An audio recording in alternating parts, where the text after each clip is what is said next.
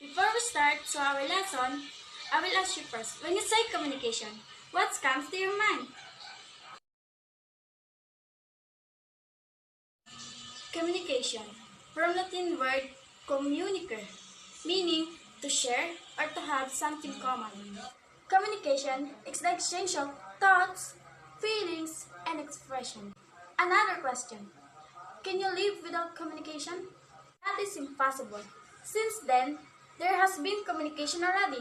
Communication started 1,000 years ago. There is a variety of contexts and situations in which communication can be taking place. For example, face-to-face interaction, meetings, or group of discussion, or even in phone. Even without face-to-face interaction, it is still possible to have communication through technology. So thanks to our technology. What is the difference of verbal and nonverbal communication? Verbal communication is both written or spoken. Verbal communication refers to our use of words. When and how will you use verbal communication? We use verbal communication to define everything from ideas, thoughts, experience, object, and people. How you define yourself? You may define yourself as a student, employees, son or daughter, parents, advocate, etc. Nonverbal communication refers to communication that occurs through means other than words, such as body language, gesture, for example, eye contact, facial expression, touch, body movement, and posture. Remember, communication is not just focused on speech or sign, but also in mannerism, style, and action, or how we use words, whether in spoken or written forms. Question and answer. Fact or bluff? Can you live without communication? Fact or bluff?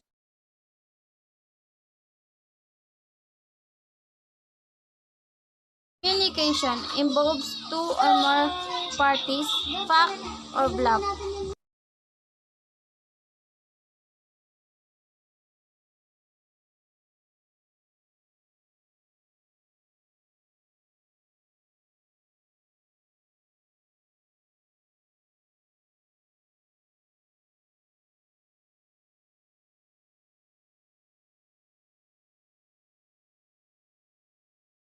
Speaker or sender. The speaker is simply the person who delivering or presenting the speech.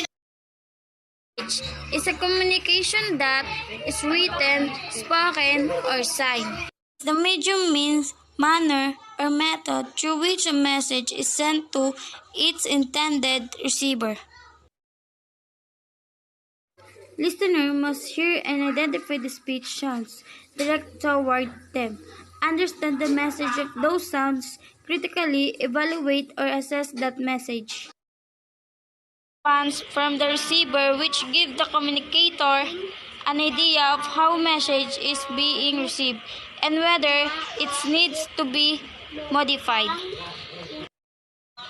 An unwanted signal which interferes with the original message signal and corrupts the parameters of the message signal. Refers to the circumstance of the situation in which communication is taking place.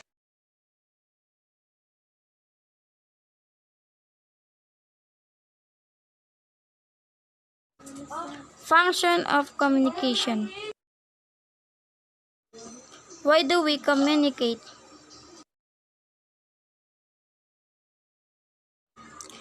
We communicate for a variety of reasons. We use communication to share information, comment, ask questions, express wants and needs, develop social relationship, social etiquette, and etc. What are the 5 functions of communication? Communication serves 5 major purposes. Number 1, to inform. Number 2, to express feelings. 3, to imagine. 3, to influence. 5, to meet social expectation.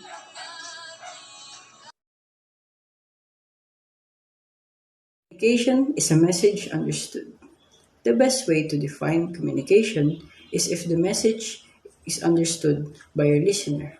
In this way, delivering the message you want will be clear and what you meant. Always remember, consider the two conditions. First, clear message. Your message must be clear and very understandable. Second, your message must be understood by the receiver. You can also define communication in using these key terms. First, message. Second, understand. I will show you a video of how communication is important.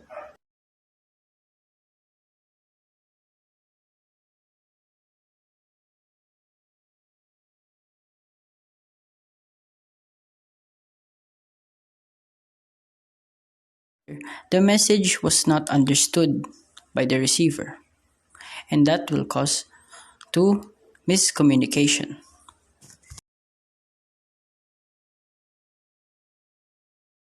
Communication is social interaction. It is very important how we interact with others, like our friends, neighbors, or even our own family.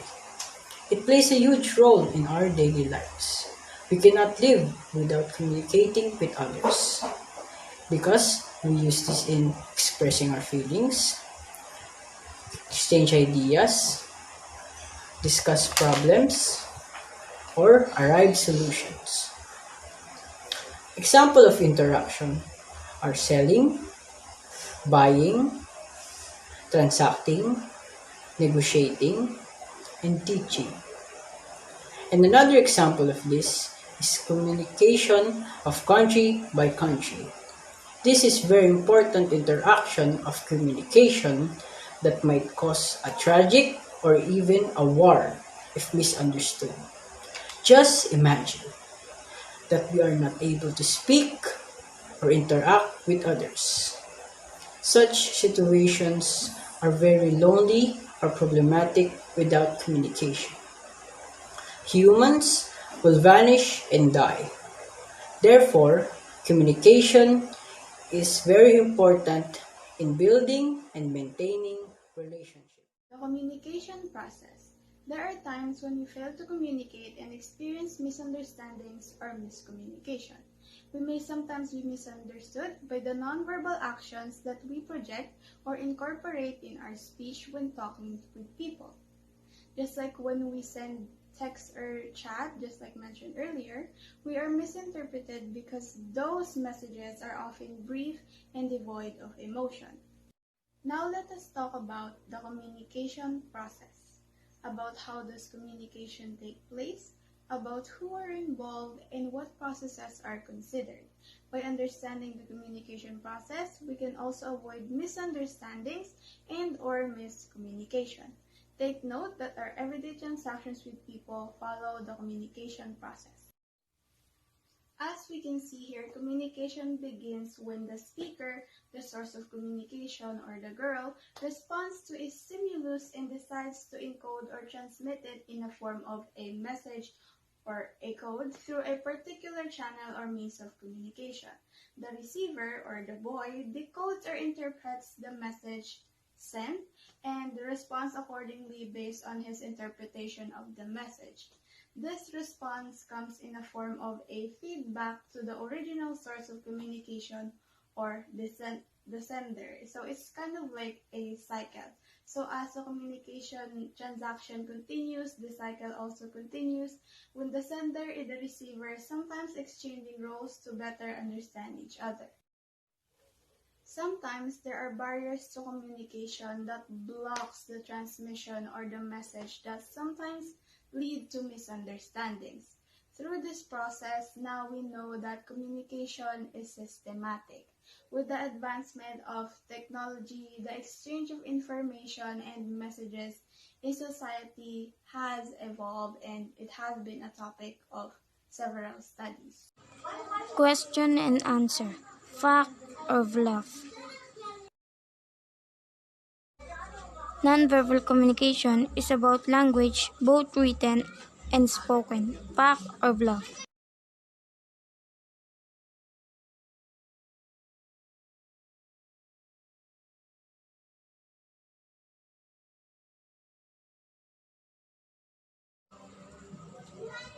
Communication is related to every human activity, fact or bluff.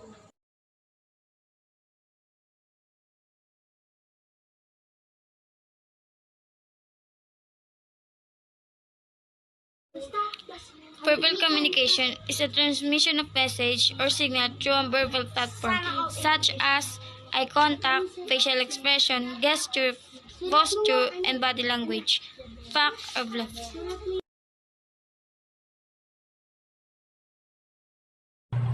What is realization about this topic?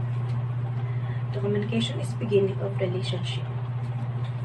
If you found someone with a relationship potential, here's how to set up healthy communication from the start.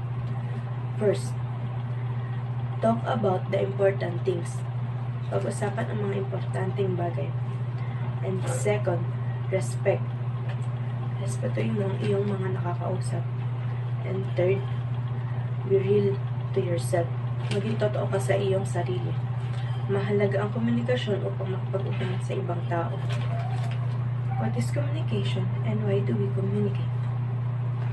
Communicating helps people to express their ideas and feelings, and it, at the same time, help us to understand the emotion and thoughts of the others. Ang pakikipag-communicating nakakatulong sa tao para i-express ang kanilang emosyon at feelings. At the same time, help us to understand emotion and thoughts of the others. Naintindihan nila ang emosyon at thoughts sa iba. At mahalaga ang komunikasyon sa ibang tao. The communication is a message to understood. In communication between humans, messages can be verbal or non-verbal. A verbal message is an example include face-to-face communication, telephone calls, voice call, email, etc. A non-verbal message is communicated through actions or behaviors rather than words. Meron 5 types ang komunikasyon: verbal, non-verbal, written, listens, and visual. Quotes of the day.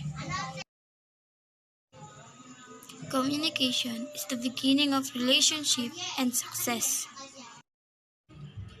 The reason for human success is because of communication. Because if you know how to communicate, you will not afraid to share your opinion with others. Because giving an opinion is a signal to success.